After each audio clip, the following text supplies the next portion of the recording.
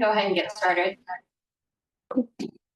We're still waiting for one of our presenters, but she should be rolling in here in class. I wanted to kick it off with a fun video. I'm Mindy, and I'm a meathead. It was an interesting childhood. She just couldn't get enough of meat. It wasn't easy. Meat for real meat. Movie with a star. Yeah. Imagine being able to build an app with your name just by thinking about it. Meat base 40.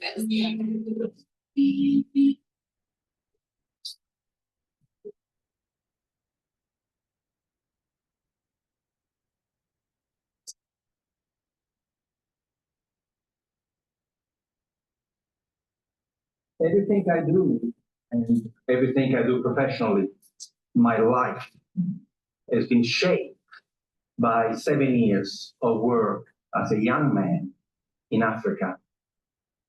From 1971 to 1977, I look young, but I'm not. I worked in Zambia, Kenya, Ivory Coast, Algeria, Somalia, in projects of technical cooperation with African countries. I worked for an Italian NGO. And every single project that we set up in Africa failed. And I was distraught. I thought, age 21, that we Italians were good people and we were doing good work in Africa. Instead, everything we touched, we killed. Our first project, the one that has inspired my first book, Ripples from the Zambezi, was a project where we Italians decided to teach Zambian people how to grow food. So we arrived there with Italian seeds in southern Zambia, in this absolutely magnificent valley, going down to the Zambezi River, and we taught the local people how to grow Italian tomatoes and zucchini. And of course, the local people had absolutely no interest in doing that, so we paid them to come and work, and sometimes they would show up.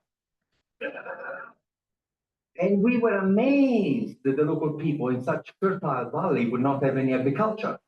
And but instead of asking them how come they were not growing anything, we simply said, thank God we're here. Just in the nick of time to save the Zambian people from starvation. And of course, everything in Africa grew beautifully. And we had these magnificent tomatoes. In Italy, a tomato would grow to this size, in Zambia, to this size. And we could not believe. And we were telling the Zambians, look how easy agriculture is. When the tomatoes were nice and ripe and red, overnight, some 200 hippos came out from the river and they ate everything. And we said to the Zambian, my God, the hippos. And the Zambian said, yes, that's why we have no agriculture here. Why didn't you tell us? You never asked. I thought it was only us Italians blundering around Africa, but then I saw what the Americans were doing, what the English were doing, what the French were doing, and after seeing what they were doing, I became quite proud of our project in Zambia, because you see, at least we fed the hippos.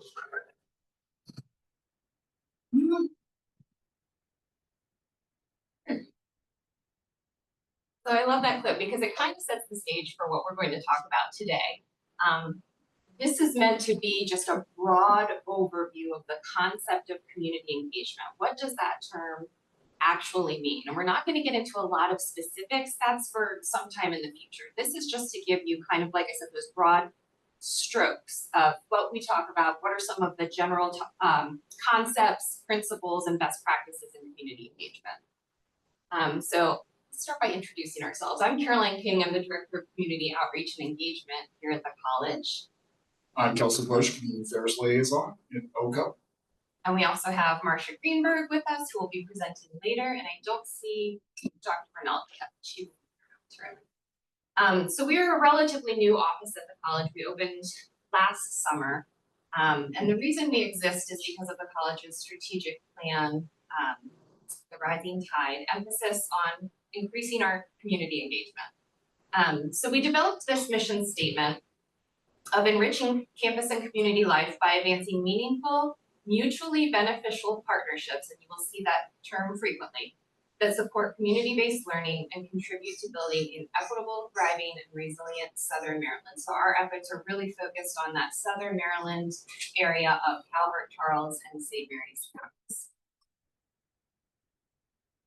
So what do we mean by the term community engagement? Well, one of the things that we have been referring to as we build sort of the principles of community engagement and the practices that we use in our office is the Carnegie Foundation definition of community engagement. And it's really more than community service. Community service is wonderful, and we do a lot of that here. We have days of service. We have, a lot of one-time volunteer opportunities with different organizations or for different events, and that's all great. But community engagement is a little bit broader and deeper than that.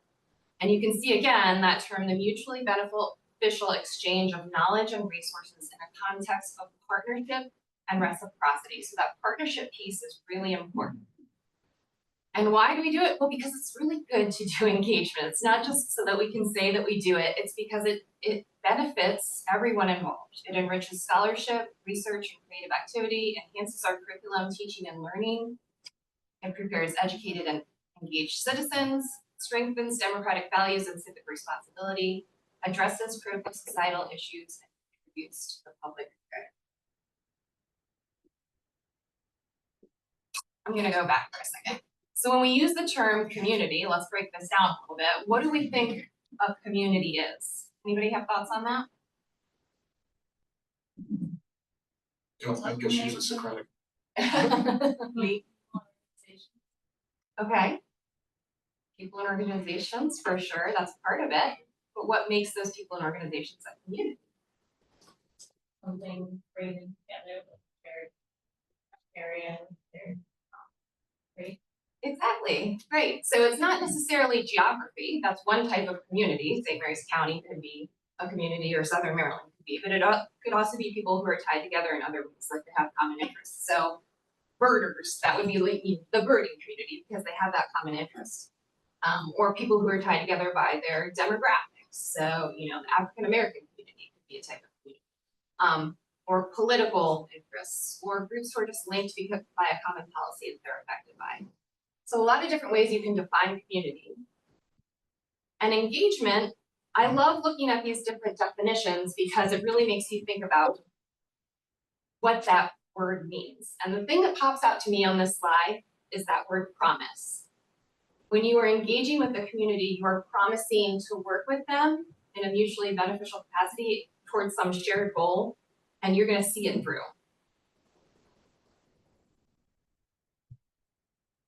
I'm going to turn it over to Kelsey. And once again, building on the aspects of community engagement, it is a wonderful thing of working collaboratively with communities with mutual concern. Very simply, trying to find something that both entities can work on together. It is one of those where when we look at situations in St. Mary's County, I'm going to use a situation that involves Marcia here with the YMCA. The YMCA is being built on Great Knolls Road.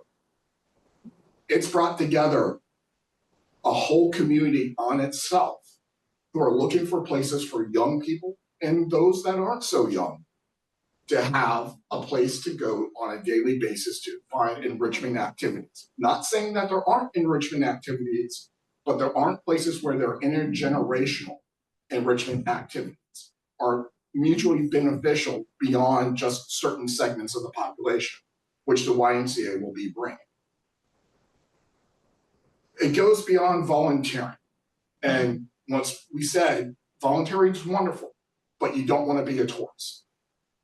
You don't want to just drop in and do something and make yourself feel good in essence of, oh, we went and we fed the birds in the park.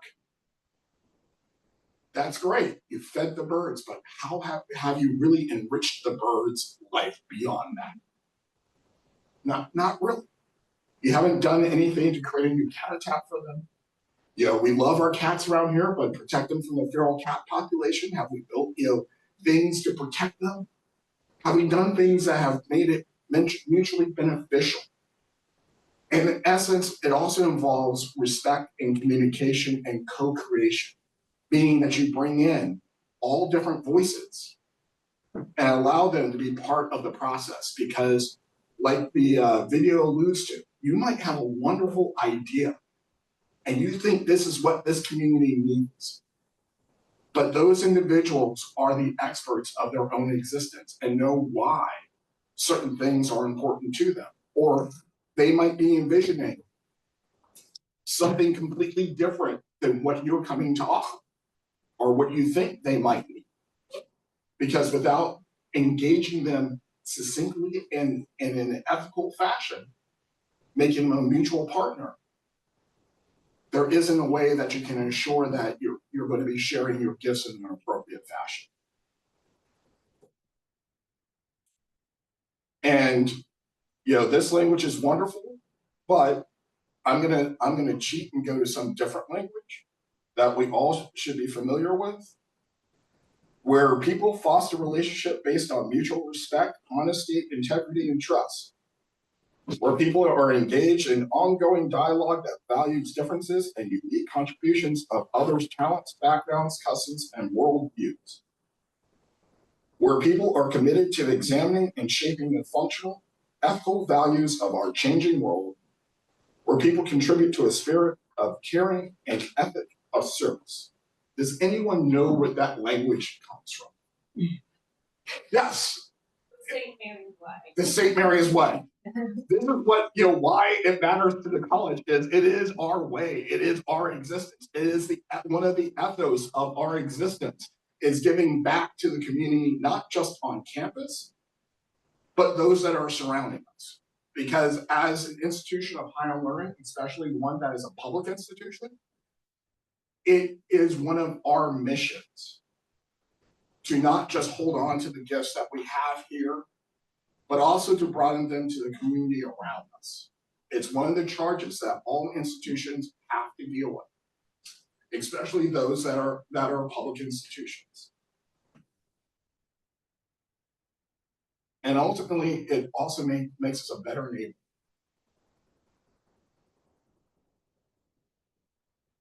Core principles. We want to ensure that, once again, that all voices are being able to be heard from all different levels. That there's mutual respect and reciprocity, which means this is not just us giving to them, but what are we learning from? What are we learning from the outside community? How can we benefit also from this relationship? And that it's transparent and accountable, meaning if we mess up, we take ownership. In essence, if we decide to go plant, tomatoes in Zimbabwe, we look to the community and say, you know what, we should have listened to you and learned about the hippo situation prior to putting these tomatoes in. And that it's long term. It's not based on a grant. It's not based on having one person's ideal, but you're building a bridge that is much like, having coffee. Having a coffee relationship with someone where you can pop over and say, hey, can we get a cup? Can we sit down and talk things out?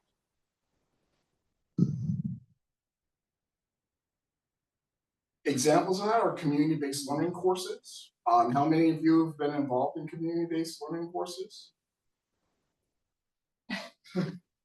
Very good. Taking what you're learning inside the classroom and taking them out into the outside world. On-campus volunteer programs where how many of you are involved in volunteer activities already on campus? Very cool. Do you want to mention it? I think if we want to.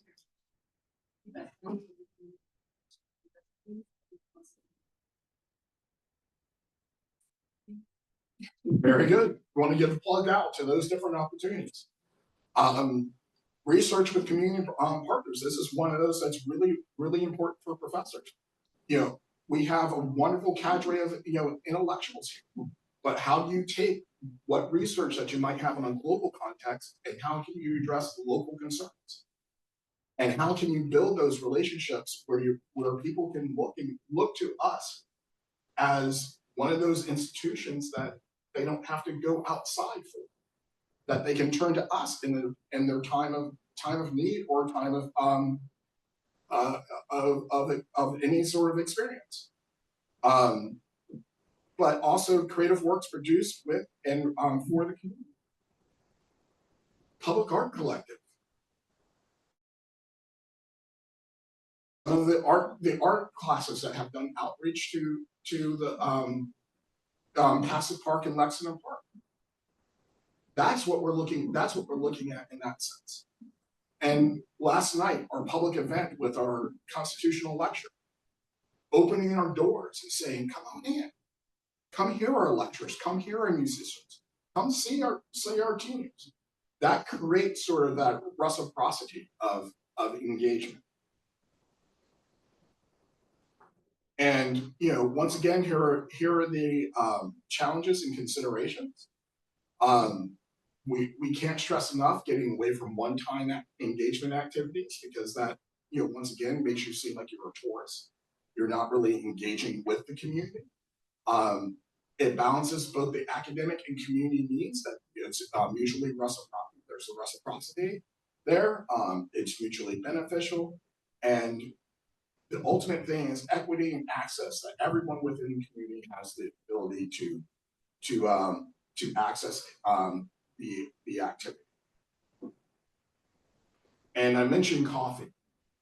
Around here, that is one of the best ways that you can engage with local individuals, is having a cup of coffee, meeting at a coffee shop, meeting at a mutually beneficial place that you can just sit down and have a conversation. Because in the local community, it's not about the process of getting the work done a lot of times, it's about building that relationship first. It's one of the most important things on your path of developing that mutual respect, is being able to have a conversation with, you know, your key informants. Because the thing is that, you know, if you're able to have that sort of mutual respect and relationship, it grows into a situation where you have that trust level that increases, which brings it into consistency and reliability. Because once you have trust, it's that aspect of you will be more consistent and reliable when it comes to your activities. Once you have the outcomes, you share the results. You don't hoard them. You share the information, and ultimately, you put out the success stories, because those are what everyone wants to hear about.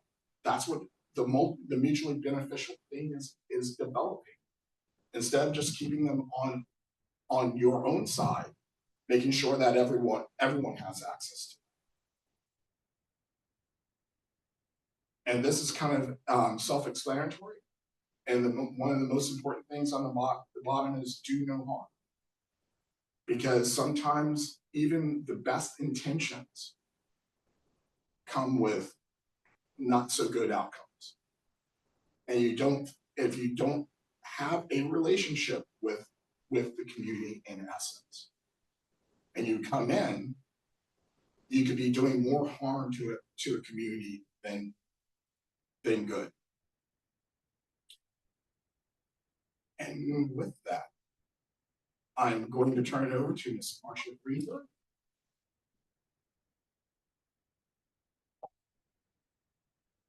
Whose resume is lengthy. That's the short version. That's the short version. But Marcia and her husband, Dave Lewis, have owned a home in St. Mary's County since 2003. And they live a mile from the college. Marcia was trained first as a lawyer, but then earned a Master of Law and Diplomacy from the Fletcher School at Tufts University. In the early 1990s, she moved to Prague to manage a multidisciplinary work group seeking ways to prevent long-term unemployment in Central Europe. I didn't know that. That's the short version. Yeah. In '97, she took a position as a democracy and governance specialist for a Washington, D.C. Based project that was established to advise United States Agency for International Development, USAID. We've heard about them in the news. And on how to reorient the design and implementation of democracy-related programs to engage and benefit women. She's done a lot of things after that. I'm truncating even more. Before moving to St. Mary's, Marcia lived in Ithaca, where she taught 2 courses at Cornell Law School, Law and Social Change, International Perspectives, and a seminar on global women's rights.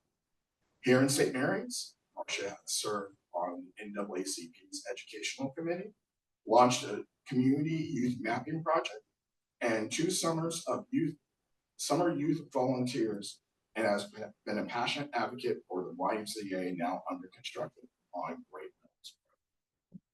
And with that, Ms. Marcia.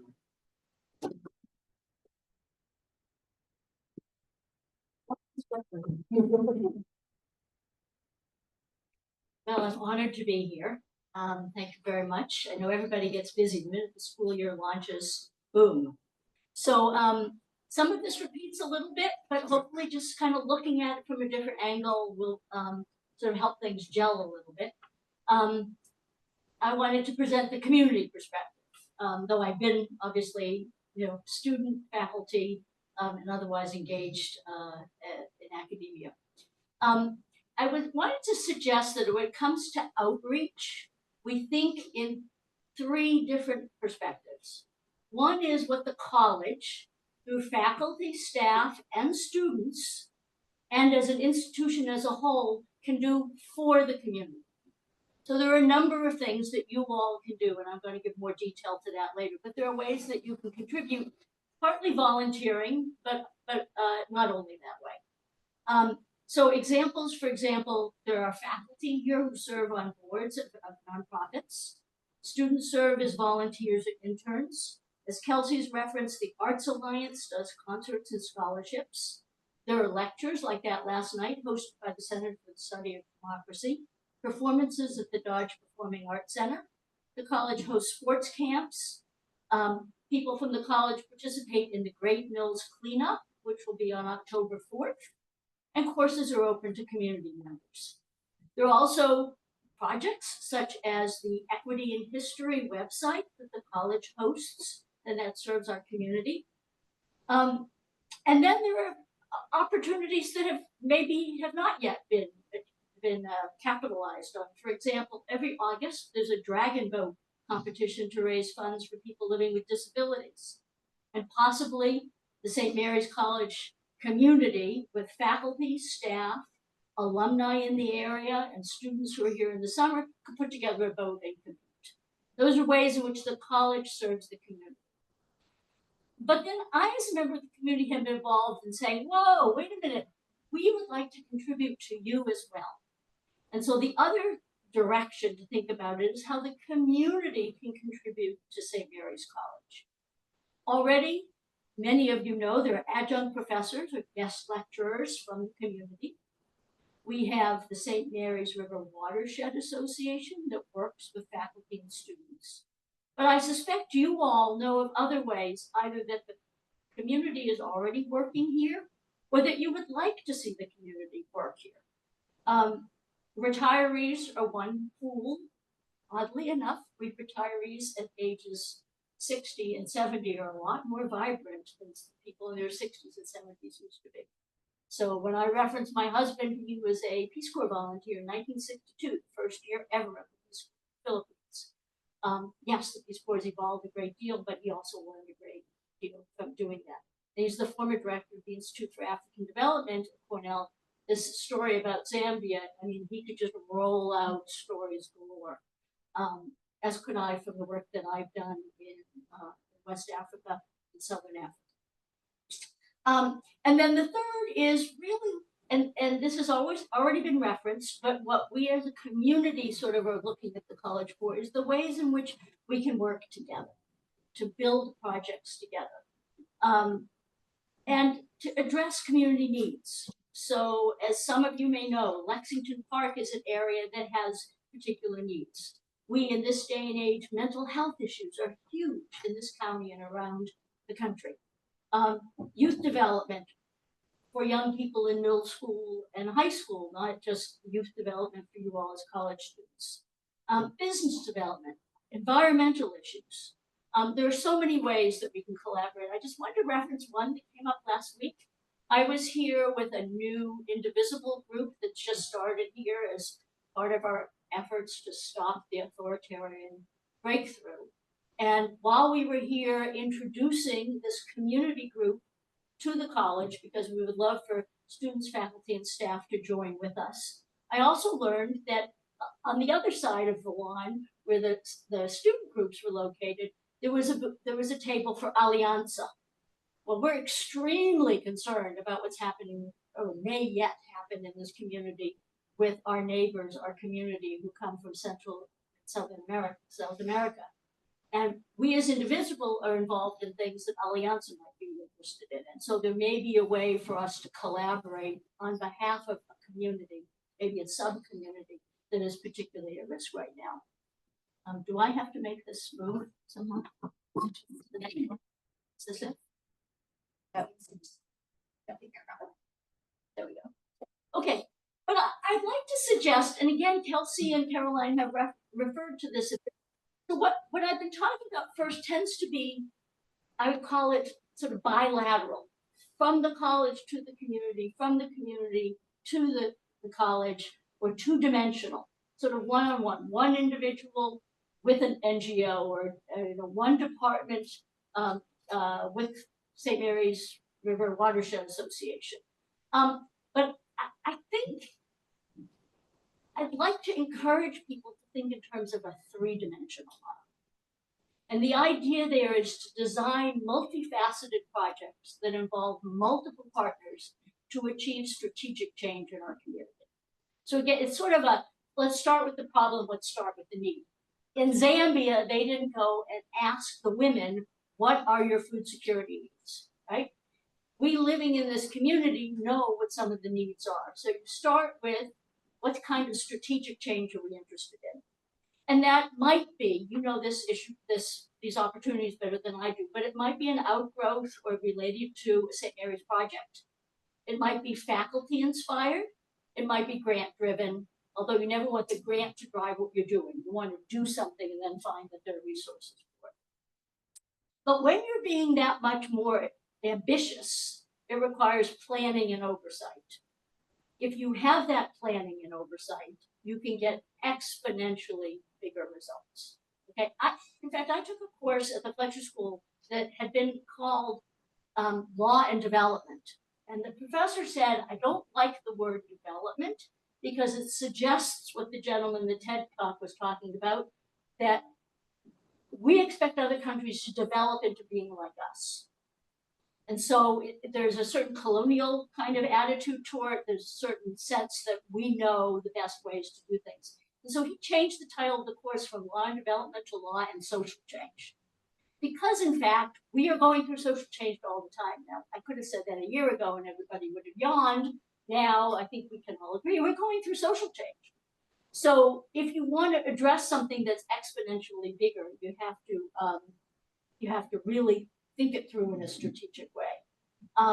But in the end, there's a greater educational impact. So that three-dimensional, as I said, you start from addressing a problem or opportunity. This is all from the work that I've done in Central and Eastern Europe, in Africa, but I think it's absolutely relevant here. And it's part of what we did sort of with community youth mapping and some of the youth volunteers. You're addressing a problem or an opportunity. You take purposeful effort to recruit and manage collaborators. And this is how the college and the community can be so much engaged with one another, because the relevant collaborators, the relevant expertise, the relevant perspectives require multiple partners. And then what I love, so I started working on, after the Fourth World Conference on Women in Beijing in 1995, our efforts were to make sure that women were more engaged in our international development work. What I learned from that was that I got onto a project where I was focused on the females who happened to be the girls in a youth development project.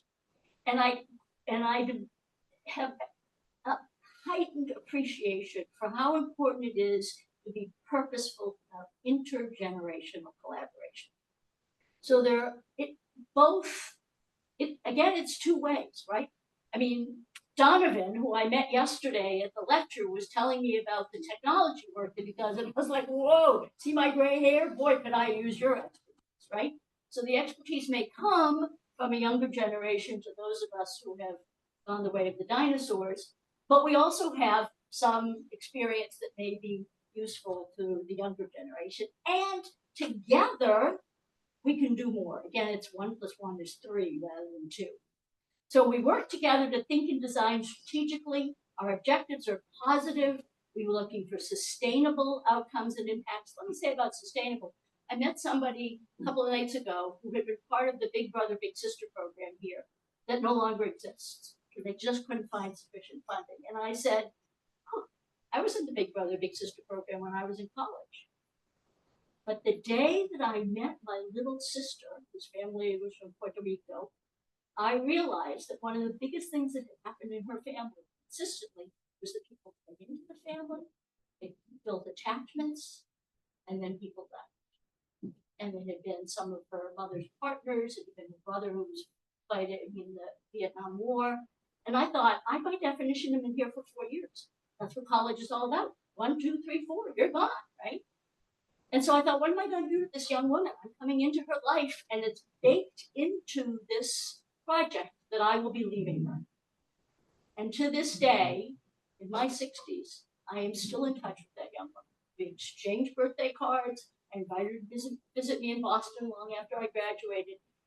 But you need to be sort of thinking about sustainability. At the same time that the results are achieved incrementally, and the outcomes and the impacts take time, which is why the timeline is sort of a double-edged sword. Okay, that's it. I wanted to mention a couple of quick examples because I want you all to know about these.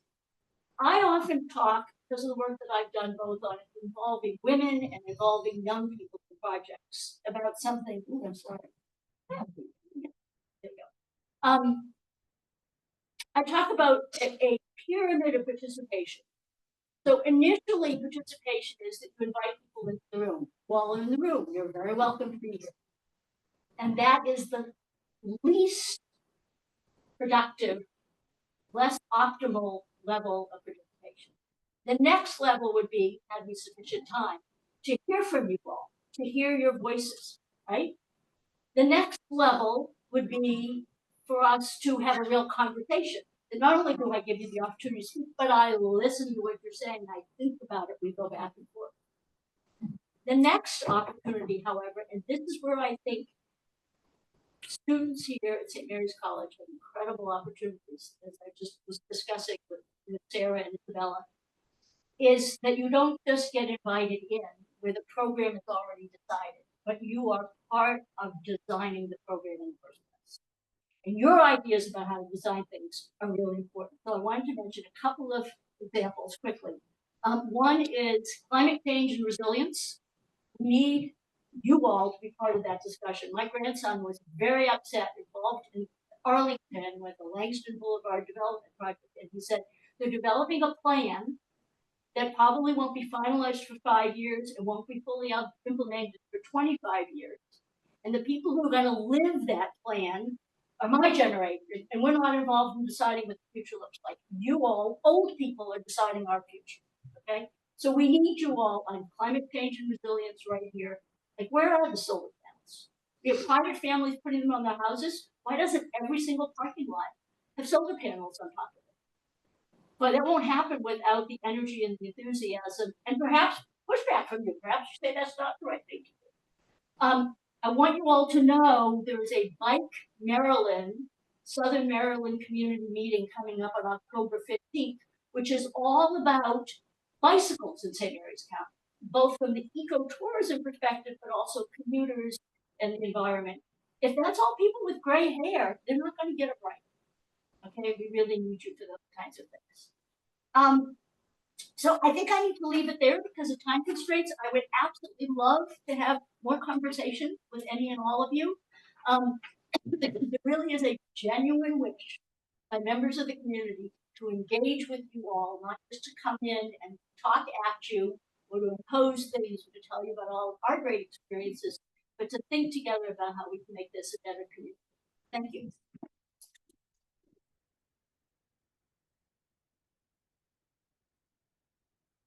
Invite Dr. Rinaldi up and read her bio first. Teresa Rinaldi is an interdisciplinary scholar interested broadly in communities, collective relationship to nature, place, and development. Her dissertation research at Universidad de los Andes explored water science and democracy in Colombia's extractive frontiers using discourse analysis and ethnographic fieldwork. Teresa has published on water for energy frontiers, Latin American transition discourses such as Buen Vivir and post-extractivism. A lot of big words here. The coloniality of living with oil, and the discursive treatment of uncertainty and expertise in Colombia's public debate on fracking. Her work has appeared in journals such as Water International, Latin American Perspectives, Society and Space, Futures, and Extractive Industries and Society. Teresa's taught geography at 3 Colombian universities, including courses on participatory mapping and GIS, environmental hazards, geospatial methods, sustainability, and the science and emotion of climate change. She holds an MS in geosciences and a BS in environmental studies.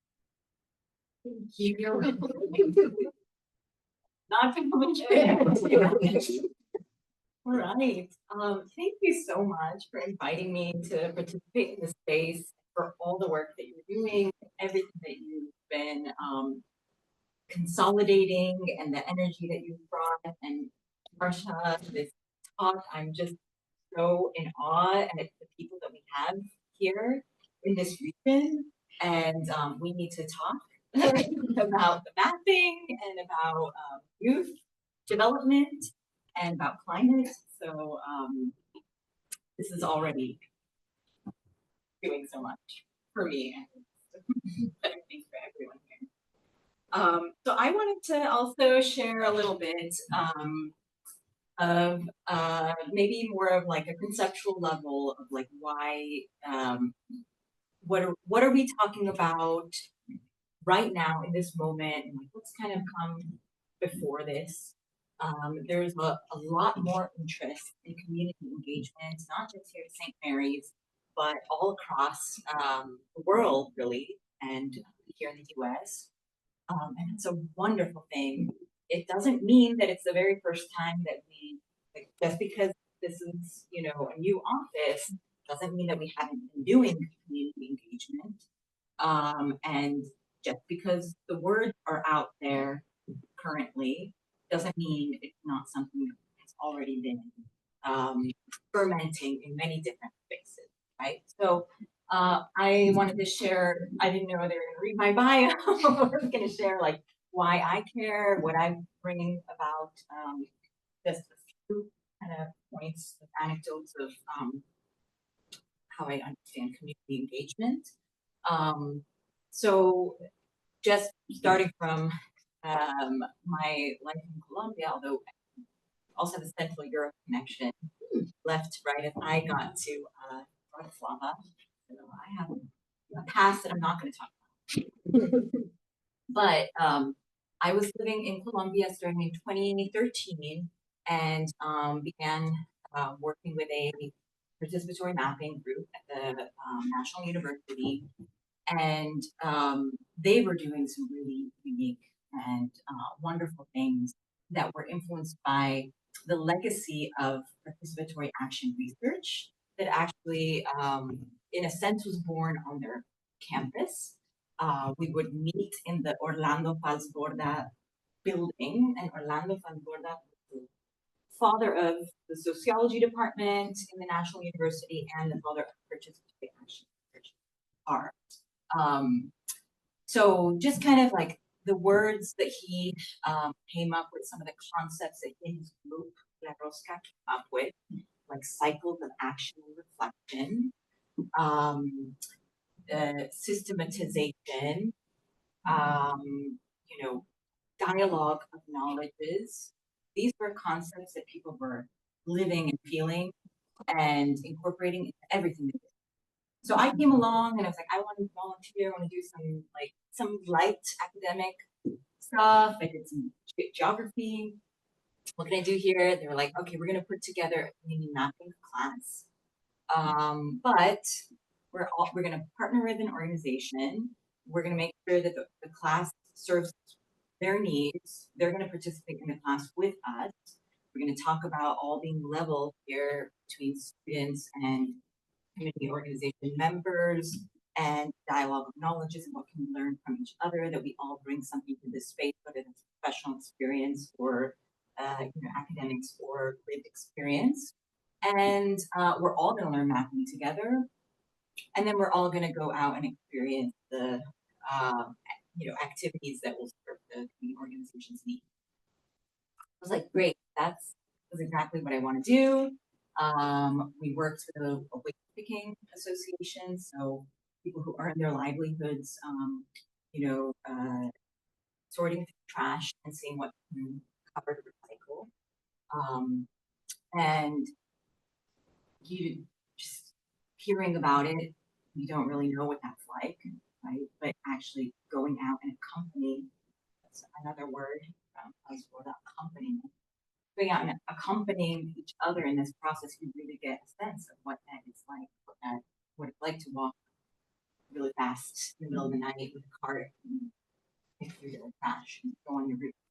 So that was an transformational experience, helping that, teaching that class and then together making maps of the routes that they used to formalize their organization.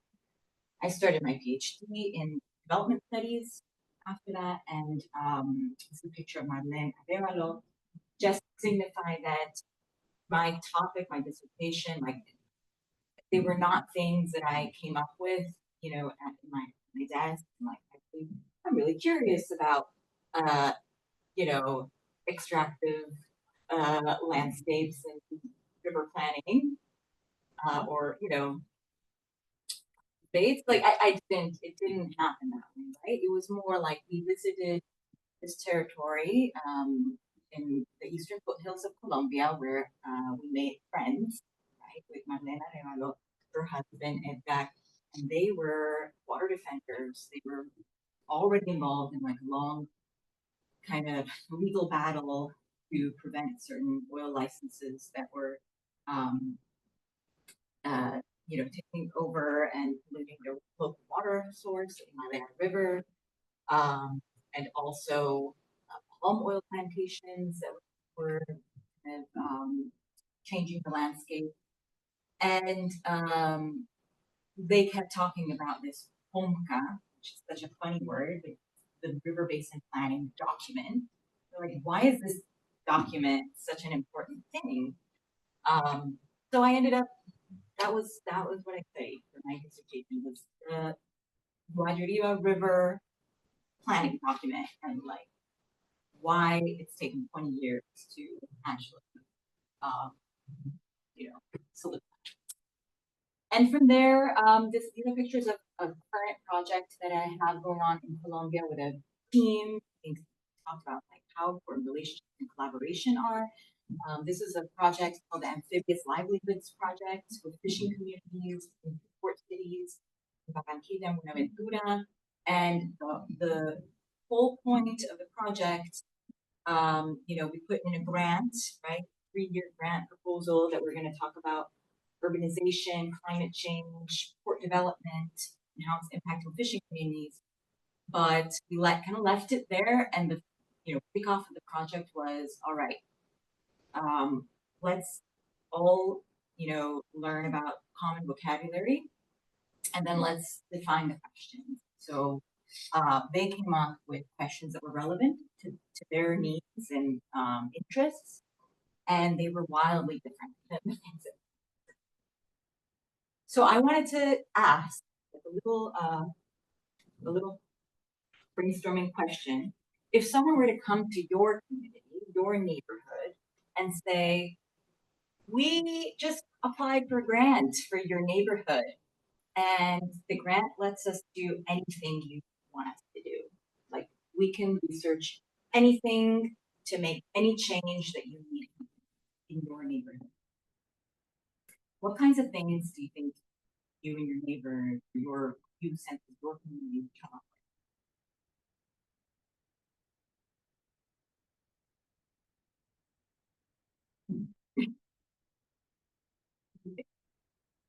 So this is a project I was gonna mention, is that in this community, we're very concerned about young people in the schools and the low literacy levels that are now being reflected not only here but nationwide.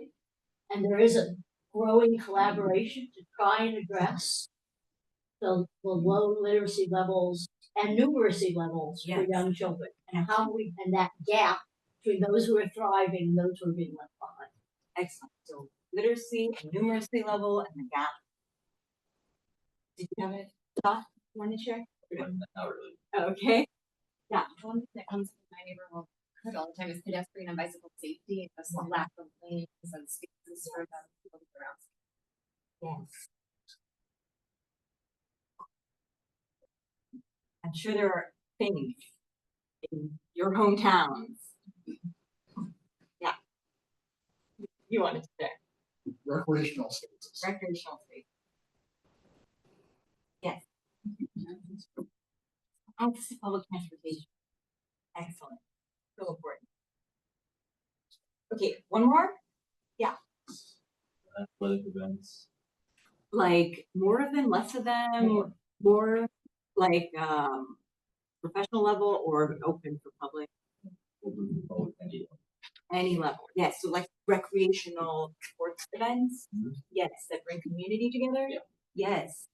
Okay, so these are things that I totally would not have thought of. You know, my training as an environmental scientist, geoscientist, whatever. I would have been like the water, you know, but no.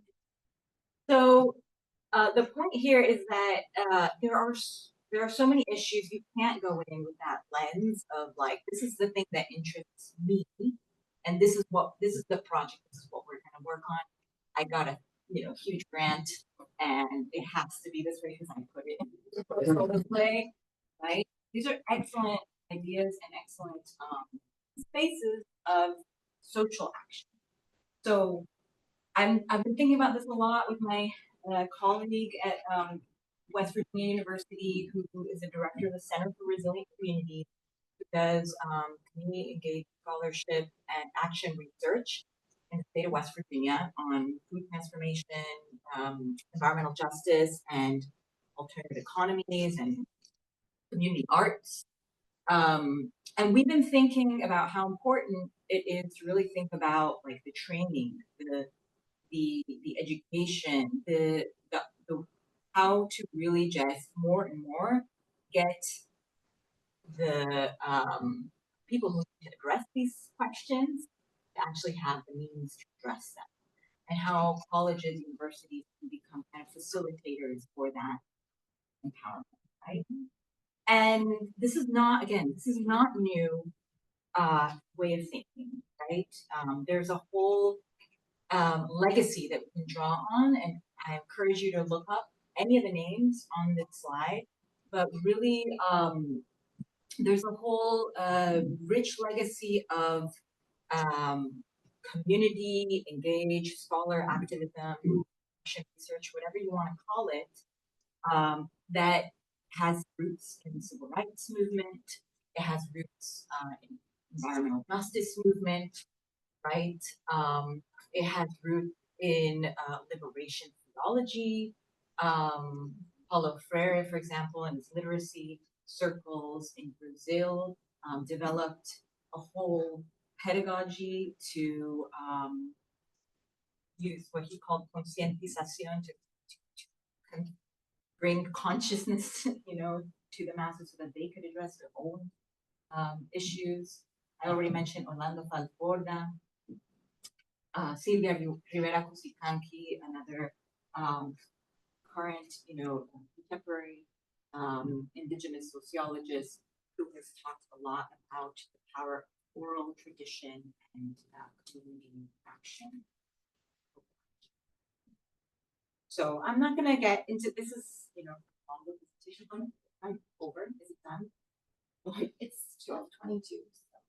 So few more minutes. Yeah. Okay. So if you're interested in this, we can reach out and talk about it. But I'm just gonna read this quote real quick about the collective search for knowledge that will make human beings not only more educated and wise, but also more fair, free, critical, creative, participatory, co-responsible, and expressing solidarity. So this is something that we're, again, not interested in one-off tourist experiences, but really raising the capacity in everyone, masses, the community, ourselves. If we do not engage with community, then we will be developing our own intellectual, advancement in a bubble, right? I'd love to talk more about this book some other time. I have copies of it that I can give out for a reading group. Anyone who's interested. This came out recently. My collaborator worked on it. Weaving the Fabric of Unity focuses on the work of Fundec, a foundation in Colombia that developed a whole education program for capacity building for action research. Hugely successful. They just celebrated their 50th year anniversary. And we put them along with these other movements to really emphasize that it's not just participation, it's education. So fostering the participation of groups and communities in their own paths of development calls for an adequate educational foundation, and that knowledge created ought to be pertinent to their needs and applicable to enhancing their lives and those of the people who live. So I just want us to kind of maybe think about how can we be a regional resource, right? At St. Mary's, how can we actually serve the needs of our region and not just come up with things from our own heads that we think is important. We read about them in our literature review. We live in a specific area, territory, certain relationships, certain context. It's everyone's duty to find out what is the institutional context that I'm in, what is the social, ecological context that I'm in, and how to become relevant in that space. So these are the questions that I'll be. How can we be courageous, wise, careful educators, including you all, because you're all getting college education among the elite of society. Have that. How do we become more useful to and accompany others? And how do we learn to remain open to becoming, unfolding, and growth over time?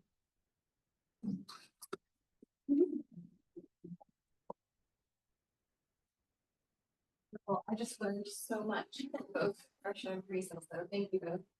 Does anyone have any questions? We have just a couple of minutes left. There's time for discussion.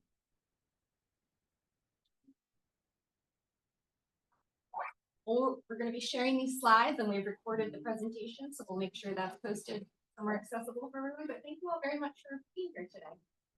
Thanks, soon. Just one